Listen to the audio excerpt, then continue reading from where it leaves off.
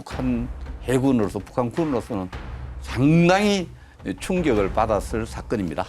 그 별거 아니다는 예측대로 두 번째가 지금 진수 바다로 나가는 과정에서 이렇게 망가진 모습을 보여주는 국내외적인 어떤 조롱 이런 부분에서 좀 벗어나기 위해서 뉴스의 어젠다를 바꾸는 거죠. 미사일 발사로. 근데 국내 어떤 또 북한 관련 뉴스 지면에서 구축함 실패 지면보다는 미사일 발사 지면이 상당히 차지하게 되잖아요. 물타기죠. 북한식 뉴스 물타기 이렇게.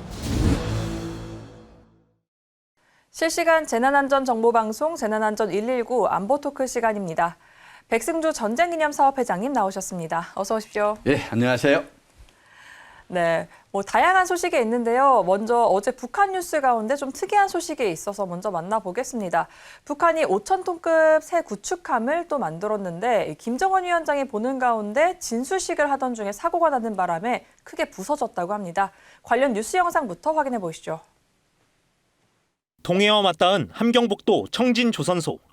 진수식 하루 전 북한의 5,000톤급 새 구축함은 멀쩡한 모습으로 진수 준비에 한창이었습니다. 그런데 진수식 도중 사고가 났습니다.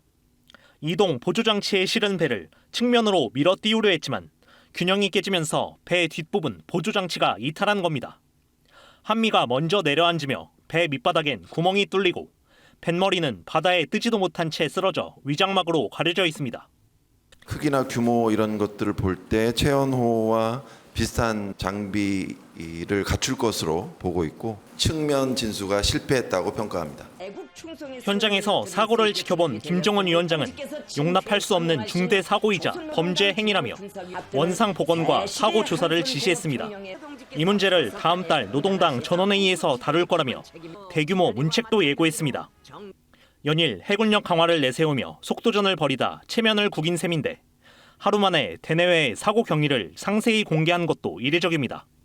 개방을 함으로써 김정은은 그 책임으로부터 약간 회피하고요. 문책이라든지 후속 조치를 강하게 함으로써 내부에서의 어떤 여론들이 좀 이완되지 않도록 하는. 사고 사실 공개 직후 북한은 함경남도 선덕 일대에서 동해상으로 순항미사일 여러 발을 발사했습니다. 이 역시 구축함 사고로 어수선한 군 내부 기강잡기 차원이란 해석이 나옵니다. KBS 뉴스 양민철입니다. 네, 사실 북한은 그동안 좀 완벽한 모습, 좀 잘된 것들만 이렇게 공개를 했던 북한인데요. 이런 걸 잘 공개하지 않는데 실패했던 걸 좀 이례적으로 공개를 했습니다. 좀 왜 그랬을까요? 첫째, 감축이 어려웠을 거라 생각합니다. 배가 크지 않습니까? 네. 5,000톤급 배에 또 많은 사람들이 참가를 하고 있었고 청진 그 지역은 우리 탈북자라는 표현을 들어보면 탈북한 분들이 늘 휴대전화를 통해서 그쪽 상황을 들을 수 있는 그런 지역이기도 하고 어차피 우리가 군사위성으로 30cm 이내에 30cm 이상 되는 물체의 군사적 움직임을 다 파악할 수 있는 입장이기 때문에 그 감출 수 없는 상황이죠. 저렇게 큰 구축함이 진수 실패한 것은 이게 스스로 자수해서 조금 충격을 완화하려고 하는데 아마 김정은은 이렇게 판단했을 거예요.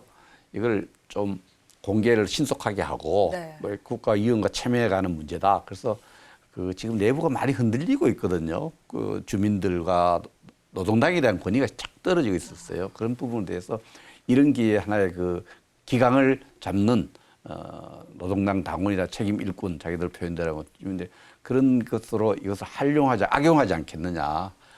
정말 무자비한 자비가 없는 조치를 취함으로써 하나의 정치적 중선심을 만들어 보려는 이러한 고려 때문에 신속하게 발표했다. 사고는 감출 수 없었고 이 사고를 좀 악용해서 좀 이 흩어져 있는 민심을 좀 다잡는 데 사용하려고 했다 이렇게 봅니다. 그래서 발표할 때 범죄 행위다 좀 이런 강력한 좀 표현을 좀 쓴 게 아닌가 싶습니다. 그래서 기술적 실수보다는 그 내부 요인들, 내부의 인사들이 고의적 어떤 사보타지 내지는 고의적 실수로 몰아갈 가능성도 그러한 누명을 씌울 가능성도 있습니다. 북한이 왜 자꾸 저거 구축함에 신경을 쓰느냐 하면은 북한이 갖고 있는 그 여러 가지 미사일들이 고정 발사대에 있거든요. 고정 발사대는 사실 우리가 잘 파악하고 있기 때문에 킬 체인지 전력으로 우리가 지구가 있을 때 쉽게 파괴가 돼요. 그래서 쉽게 이동해서 은밀하게 기동해서 잠수함이라든지 배를 통해서 발사대를 자꾸 움직여야 이제 되는 전략적 필요, 전술적 필요가 있어요. 그 발사대, 잠수함, 구축함에 계속 집중하는데 먼저 우리 아보토크 시간에 이야기했지 않습니까? 최남 그렇습니다. 이야기할 때 네. 별거 아니다. 우리는 10,000톤급의 구축함도 있고 세계 최고의 군함을 생산하는 거에 북한급 별거 아니다. 제가 이야기했는데 그 별거 아니다는 예측대로 두 번째가 지금 이 진수 바다로 나가는 과정에서 이렇게 좀 망가진 모습을 보여주는데 북한 해군으로서 북한 군으로서는 상당히 충격을 받았을 사건입니다. 네, 앞선 최연호에 이어서 이번에 이렇게 새롭게 공개한 구축함 역시 사고가 난 걸로 봐서는 아직 수준이 높지 않다고 봐도 될 것 같습니다. 북한이 진수식 사고 소식을 공개한 직후에 이 함경난도 선덕 일대에 동해상으로 순항미사일 여러 발을 발사했습니다. 이 순항미사일들은 좀 어떤 미사일이고 또 이 시기에 이 시점에 좀 발포한 좀 의도가 있을 것 같은데요. 그래서 체면이 구겨졌는데 또 그러면 체면이 구겨진 국가적으로 보면 좀 조롱거리가 된 거 아니에요. 북한 체제로 봐서는 우리 국민으로부터 또 국제사회로부터 그래도 강력한 군대가 있다. 또 체면 손상을 막아보려고 뭐 늘 해왔던 도발 미사일 발사를 해서 체면 손상을 조금 막으려는 그런 정치적 의도 메시지를 담고 순항 미사일 발사했다 이렇게 볼 수 있습니다. 좀 내부적으로 좀 기강을 다지고 아직 건재하다는 걸 좀 보여주기 위한 의도라는 말씀이시죠?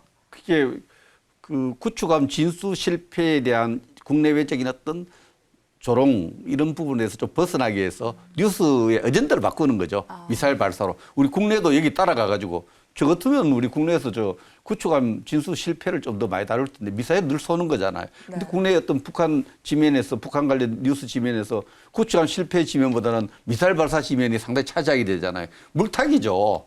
북한식 뉴스 물타기 이렇게 볼 수 있어요. 네, 지금의 이 상황을 좀 회피하려는 의도가 좀 다분하다, 좀 이렇게 해석할 수도 있겠습니다. 한편 트럼프 미국 대통령이 미사일 공격 방어 체계인 골든돔을 만들겠다고 발표했습니다. 미국 본토로 날아오는 미사일을 우주 공간에서 요격하겠다는 건데요. 자세한 내용 먼저 뉴스 영상으로 보시죠.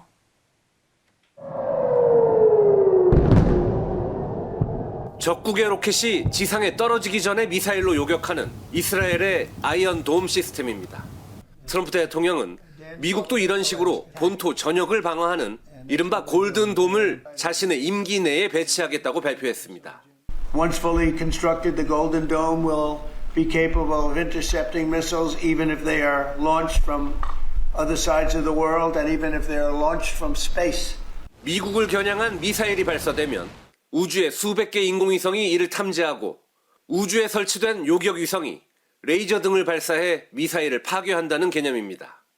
이런 우주 기반 요격체제 구축에 우리 돈 240조 원이 들 거라고 트럼프는 밝혔습니다.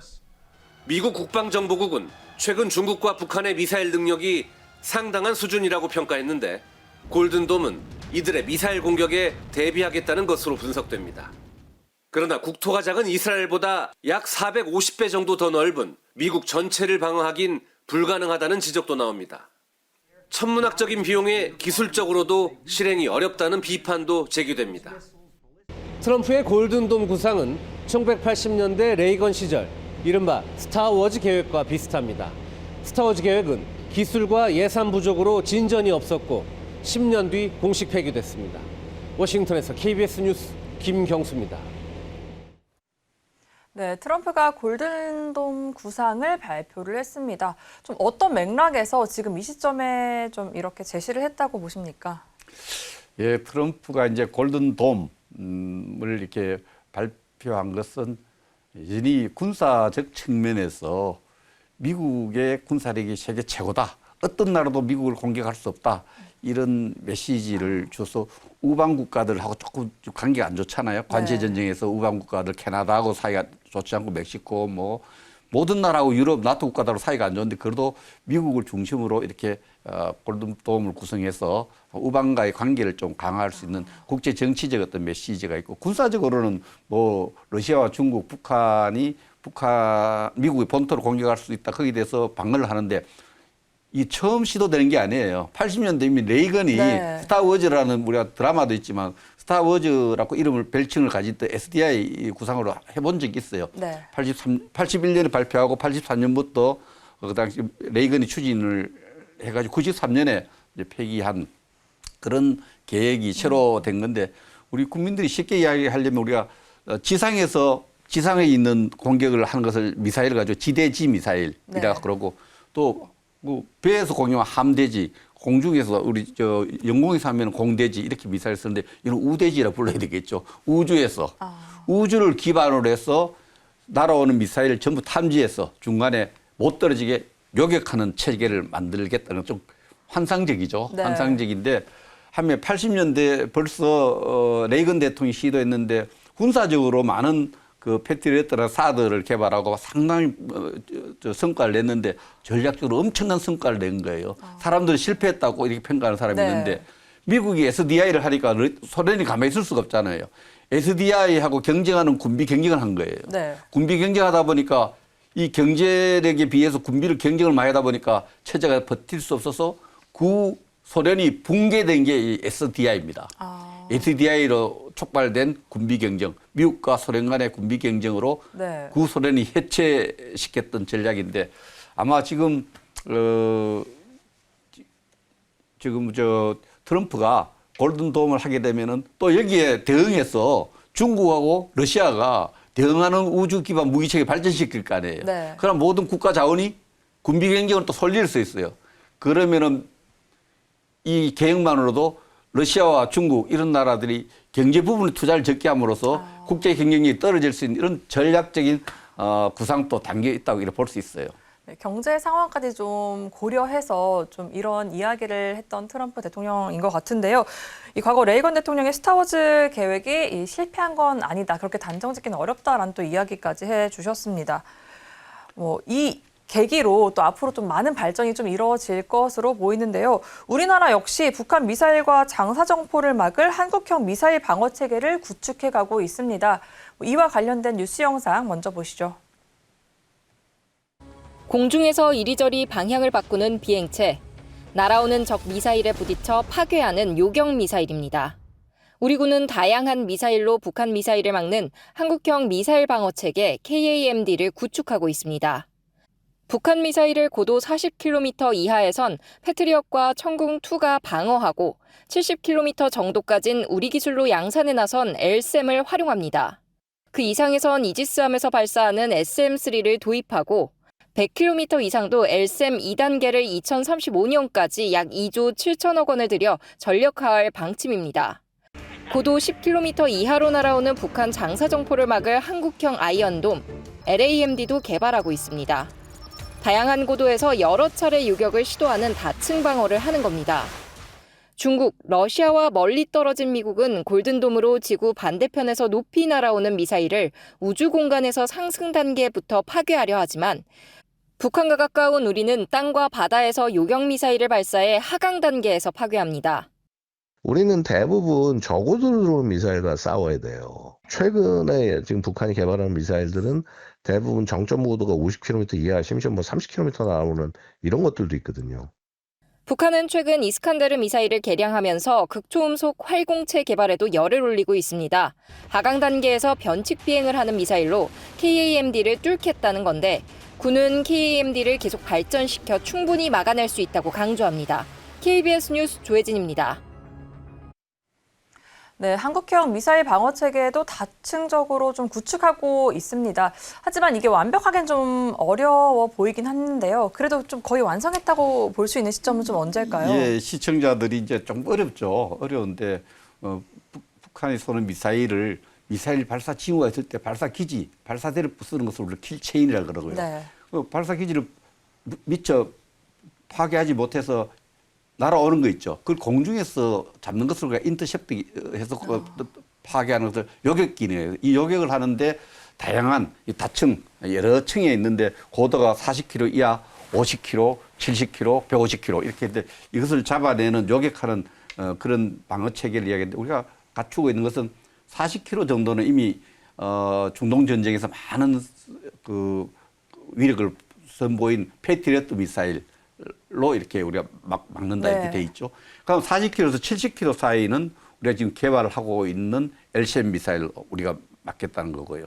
40km 이하는 여기 이제 이스라엘 같으면은 하나의 그 아이언돔으로 막는데 우리가 같이 개발하고 있고 여기서 한 150km 이상 되는 것을 막는 것이 사드예요. 네. 사드 미사일인데 우리가 자체적으로 이렇게 다양한 해상에서 또 지상에서 막는 요격 체제를 계속 발전시키고 있는데 지금 이미 지난해 완성된 것이 한 70km 고도, 70km 고도면 엄청나요.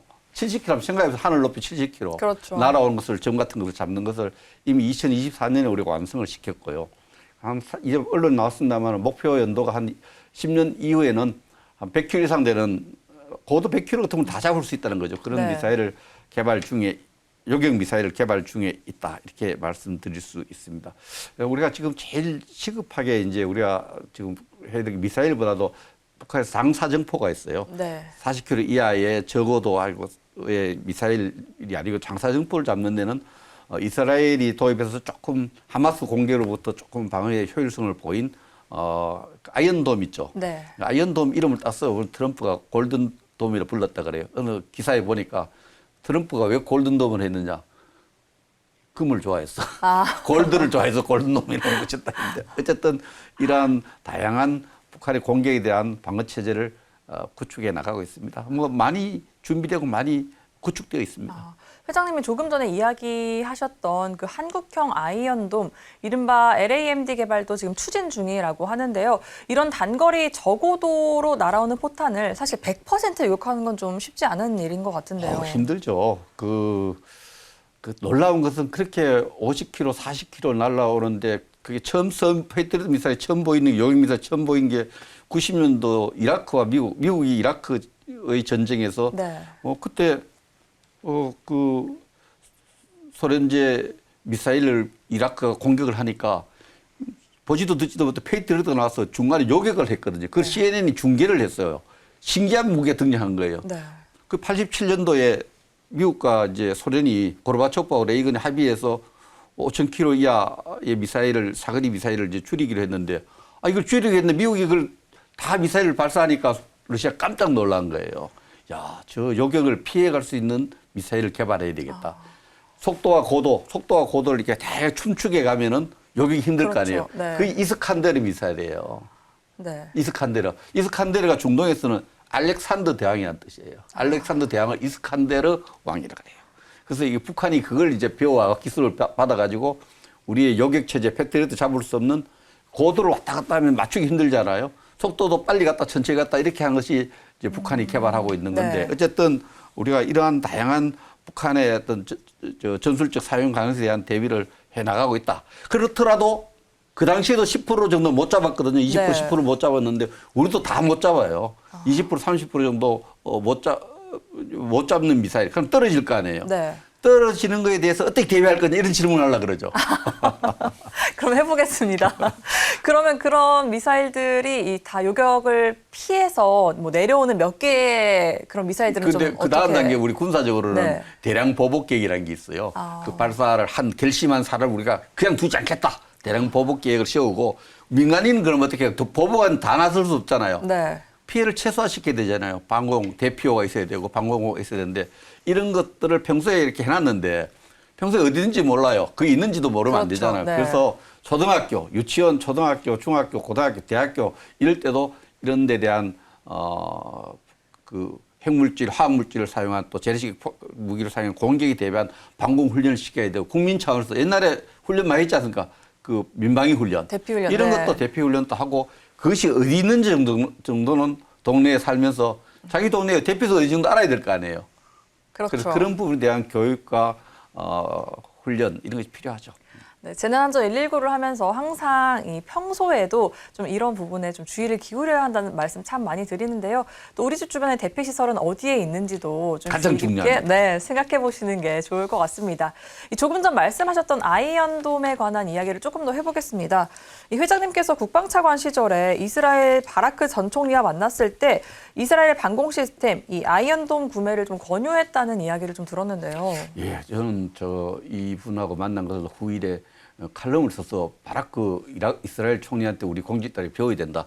총리를 지내고 국방부 장관을 지내고 참모총장을 지낸 사람도 이 끝나고 나서 이렇게 이스라엘이 갖고 있는 아이언돔을 전 세계에 수출하기 위해서 하는 그런 차원에서 저를 찾아와서 여러 가지 외교적인 입장들을 고려해서 밖에서 만나 오랫동안 대화를 나눈 적이 있는데 자기가 아이디어를 내고 개발한 아이언돔이 하마스로부터 장사정포로부터 네. 이스라엘 텔아비브를 지키는데 굉장히 기술적으로 의미 있었다 이런 얘기를 거의 오랫동안 설명을 저한테 해주고 제가 귀담아 들었는데 공직을 끝내고 우리 같은 대통령이죠 총리가 네. 이스라엘의 총리를 지내고 국방부 장관을 지내고도 이스라엘을 위해서 공직에서 얻었던 경험과 경륜을 이스라엘과 이스라엘 정부를 위해서 봉사하는 모습은 제가 정말 인상 깊었고 우리 공직자들이 은퇴 이후에 어떻게 살아야 되는가에 대한 어떤 그런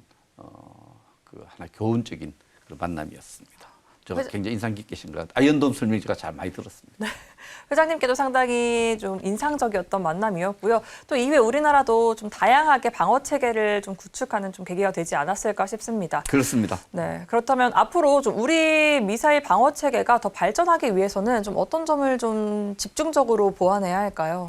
우리가 고고도 또 중고도의 미사일은 국토 중심이라 그러는데요. 서울에서 제주도까지 전망에서 저희도까지 어떤 총부 한 800km 이내로 하면은 우리가 다 거리가 짧지 않습니까? 네. 그러니까 고고도 미사일보다는 특히 북한이 갖고 있는 단거리 미사일 또 장사정포의 공격에 대해서 좀 더 촘촘하게 방어를 해야 되고 북한이 최근에 동향을 보면은 고정 발사대가 가진 한계가 있어요. 북한은 이 전방에 이 교통 사정이 안 좋아요. 이동하기 좀 힘들어요. 우리하고 달리 길이 네. 잘 안 닦여져 있어서. 그래서 북한이 지금 계속해서 신경 쓰는 게 은밀 기동. 남이 모르게 이렇게 움직이는 것을 은밀 기동이라 하지 않습니까? 은밀 기동이 제일 잘하는 게 뭡니까? 잠수함이거든요. 잠수함이라든지 구축함을 만들어서 거기에 미사일 쏘면은 잠수함 같은 건 가까이 와서 은밀 기동해서 우리를 공격할 수 있거든요. 그렇죠. 은밀 기동과 또 함대지 미사일 이런 것에 대해서 전술적으로 사용하는 부분에 대해서 촘촘하게 좀 더 준비를 해도 우리도 그걸 알고 있어서 거기에 대한 대비는 해갑니다만 여기에 대한 군사적 투자 또 전력 증강 이런 부분이 필요하다 이렇게 생각을 합니다. 그리고 민방위 훈련도 좀 필요해요. 각급 학교에서 북한이 실제로 전술적으로 여러 가지 무기를 공격했을 때 피해를 최소화하기 위한 훈련. 피해가 네. 최소화돼 반격할 능력이 갖춰지지 않습니까? 생존성이 많이 보장되기 그렇죠. 때문에. 네. 그런 데 대한 훈련을 소홀히 생각해요. 뭐 정부가 다 막아주겠지. 우리 군이 다 막아주겠지. 내가 세금 냈으니 국방비 냈으니까 다 막아주겠고 시민 한 분 한 분이 좀 더 이런 위기 상황에 대비한 대피소서 파악해놓고 피해를 최소화하기 위한 훈련 연습을 해둘 필요가 있다 이렇게 생각합니다. 네, 시민들이 항상 이 대피에 대한 이 생각을 잊지 않고 좀 주변에 관심을 가지는 것도 중요하겠고요. 그렇다면 아까 얘기하셨던 그런 잠수함이나 구축함에 대한 대비는 이 아이언돔이나 이런 부분들로는 완벽하게 커버는 되지 않는 건가요? 그렇죠. 어디서 쏘올지 모르니까 특히 잠수함 같은 경우는. 북한 우리도 잠수함 전력이 막강합니다만 북한의 그 잠수함은 은밀 기동하기 때문에 네. 진짜 그 기동 파악하는 게 굉장히 힘들어요. 그런 데 대해서 북한의 잠수함의 어떤 능력에 대한 잠수함에서 발사하는 이런 문제 또 구축함이 새로 자꾸 만들어지는데 거기에 미사일 발사 기지를 싣고 기동해서 발사하는 이런 문제에 대해서 대응할 수 있는 탐지가 제일 중요하겠죠. 마치 우리가 탐지 기능이 요즘 굉장히 발달해 갖고 먼저 말씀드렸지만 군사위성 4개를 쏘올렸잖아요. 네. 2시간마다 한반도를 보잖아요. 3.27에서 물체를 다 본다고 국민들에게 굉장히 이야기를 했어요. 네. 그렇기 때문에 그 이야기가 실제로 작전이 운영되고 해야 되는데 제일 중요한 것이 그 정보를 리딩하는 거, 판독하는 기술. 이게 좀 우리가 좀 부족해요. 그런 부분에 대해서 이번에 예를 들면 구축함 사고가 났는데 북한이 발표한 것 이상의 무슨 네. 문제가 있는지를 판단을 정확하게 해야 되죠. 그러면은 북한이 건조하고 있는 구축함의 약점을 알잖아요. 네. 그런 부분을 우리가 잘 군사 작전을 운용해야 되겠죠. 미국 국방부가 주한미군 중 4,500여 명 정도를 인도 태평양의 다른 지역으로 이전시키는 방안을 좀 검토하고 있다고 미국 웰스트리트 저널이 보도했는데요. 아직 트럼프 대통령에게까지 보고는 되지 않았다고 하고요. 여러 방안 가운데 하나일 뿐이라고 이야기는 하지만 좀 이런 발표 좀 어떻게 보십니까? 전혀 놀랄 일도 아니고요. 그렇게 우리가 허겁지겁 대응할 일도 아니라고 생각합니다. 이미 트럼프 정부의 주요한 국방장관 셰스나 또 콜비라든지 또 여러 참모들의 구상 속에서 주한미군의 어떤 조정 문제가 거론될 수 있다고 얘기했고 그런 게 또 거론될 수 있는데 그러나 미국 정부 당국 우리와 협상 과정에서 뭐 이런 의제로 던진 것도 아니고 네. 우리 국방부도 공식적으로 아무런 제의받은 바가 없다 그러죠. 이런 부분에 대해서 이 부분은 함부로 철수할 수 없는 그런 장치들도 돼 있어요. 있는데 이런 일이 생길 너무 당황해 하지 말고 우리 대한민국이 주한미군이 대한민국만을 위해서 와 있는 거 아니에요. 미국도 인정하고 있잖아요. 네. 미국의 이익을 상당 부분 보장하기 위해서 본질적으로 그렇게 돼 있거든요. 특히 미국이 지금 인도 태평양 전략을 구사하는 데 있어서 주한미군은 얼마 전에도 미국의 국방장관 이야기했죠. 그 주한미군 사령관 브론슨이 미국과 인도 태평양 전략을 위해서 필요한 뭐 항공모함 같은 네. 기지다 이런 이야기를 했는데 주한미군을 갖다가 그렇게 표현을 했는데 우리가 갖고 있는 여러 가지 전략적 가치에 대한 냉정한 평가 그걸 자산으로 미국과의 어떤 이런 문제 제기되면 당당하게 협의해 나가는 게 필요하지 당황해야 할 이유가 없습니다. 이미 누구라도 예상해서 할 수 있었던 이야기고 그런 기사 쓸 수 있다. 기사 나올 수 있고 제안도 받을 수 있다. 여기에 대해서 우리 국가를 이끌 지도자들이 전략가들과 해서 당하지 말고 신중하게 지혜롭게 대응해야 되고 이 문제하고 다른 것도 연계해서 협상으로 나올 수 있는데 냉정하게 우리 자신을 가치를 제대로 평가하고 대응하면 됩니다. 그렇습니다. 조금 놀랄 수밖에 없는 이유가 아무래도 트럼프 일기 때도 이런 비슷한 이야기가 나왔기 때문이 아닐까 싶기도 한데요. 지미 카터 대통령도 네. 그랬고 옛날 닉슨 대통령도 있었고 뭐 이 주한미군의 감축가 이럴 때마다 우리가 막 그냥 놀라고 했는데 그게 50년대 대한민국하고 지금 2025년 대한민국은 안보 태세나 국방 태세나 이런 것이 많이 다릅니다. 다른 부분을 우리가 스스로 다시 한번 점검하고 이런 의제에 대해서 대응을 해야 된다 이렇게 생각을 합니다. 저는 전혀 놀라지 않았습니다. 올 것이 왔다는 생각도 아니고 네. 충분히 준비해야 될 사안이고 우리의 존재 가치를 미국에 설명할 수 있는 기회다 이렇게 생각을 해야 됩니다. 저는 이 뉴스를 보고 혹시 또 이걸 빌미로 좀 금전적인 보상을 더 요구하려고 하진 않을까라는 생각도 좀 들었거든요. 트럼프의 협상 전략을 보면 상대를 당황시켜 놓는 거거든요. 혼줄을 빼고 당황시켜 놓고 캐나다하고 협상할 때 그렇잖아요. 51번째 주로 오라고 네. 하니까 캐나다가 이게 당당하게 맞서니까 골든돔 만들면서 캐나다가 골든돔 하면 우리도 안보가 중요하게 같이 한번 생각해보고 또 그걸 땡기거든요. 그래서 그 트럼프의 협상 전략이 4단계 전략 제가 했지 않습니까? 네. 광인 이미지 전략이라고 그걸 쭉 글로도 써봤는데 상대를 당황시켜 놓고 또 협상하고 절충하고 이렇게 가는 부분이 있어서 뭐 방위 분담 또 100억 달러 내놓으라고 또 해놨다가 또 이렇게 협상을 하니까 그런 트럼프 협상 전략이 이제 많이 노출돼 갖고 별로 겁 안 내는 나라가 많아졌어요. 그래서 냉정하게 대응하면 됩니다. 너무 국민들이 여기서 출사하면 어떡하나 우리 안보 망했네 이런 생각을 안 해야 됩니다. 너무 이렇게 과민 반응할 필요 없다. 그렇습니다. 과민 반응하면 말려듭니다. 네, 우리나라의 국력을 조금 더 믿고 조금 더 의연하게 좀 대처하는 그런 방안들이 좀 필요할 것 같습니다. 네, 여기까지 듣도록 하겠습니다. 지금까지 백승주 전쟁기념사업회장이었습니다. 말씀 감사합니다. 네, 감사합니다.